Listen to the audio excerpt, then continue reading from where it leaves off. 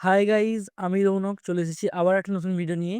এই যে দেখতে পাচ্ছ আমাদের বাড়ির হরি মন্দির, যেটা অনেকদিন ধরেই রং না করার কারণে প্রচুর পুরনো হয়ে গিয়েছিল। তো আজকে দেখাবো এই মন্দিরটাকেই রং করে কিভাবে আমি নতুন করে তুলি।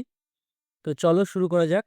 প্রথমে আমি ভালো করে সিরিজ সাহায্যে ঘষে ঘষে যতটা শ্যাওলা বা যা নোংরা ছিল সেটা তুলে নিয়েছি, এবং তারপর প্রাইমার দিয়ে রং করা শুরু করলাম।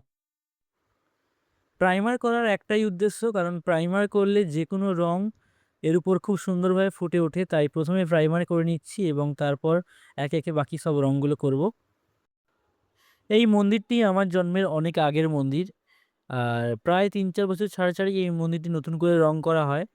কিন্তু এবছর রং করার দায়িত্বটা আমি নিয়েছি। চলো দেখা যাক কতটা কী করতে পারি।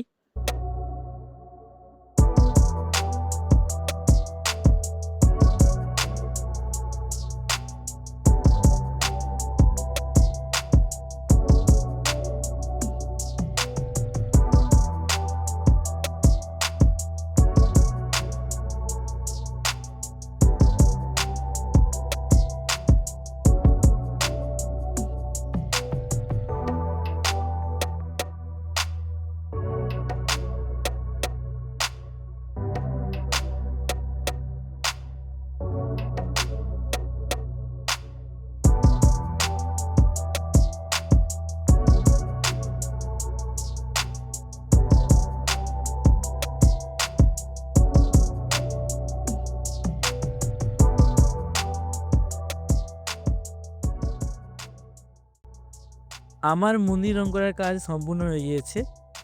সবাই দেখে অবশ্যই জানিও কেমন হয়েছে। কিন্তু মেঝেতে খুব শ্যাওলা হয়ে গেছিলো, তাই দেখতে খারাপ লাগছিল বলে আমি মন্দিরের মেঝেতে একটা ছোট্ট করে আলপনা করে দিয়েছি। সবাই জানিও আলপনার সাথে মন্দির দেখতে কেমন লাগছে। আর আজ যেহেতু আমাদের বাড়ির হরি মন্দিরের বাৎসরিক পুজো, আর সেই উপলক্ষেই আমি এই ভিডিওটা আজ তোমাদের সাথে শেয়ার করলাম।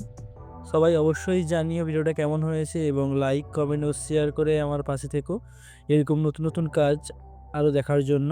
ধন্যবাদ। দেখা হচ্ছে অন্য কোনো দিন অন্য কোনো ভিডিওতে।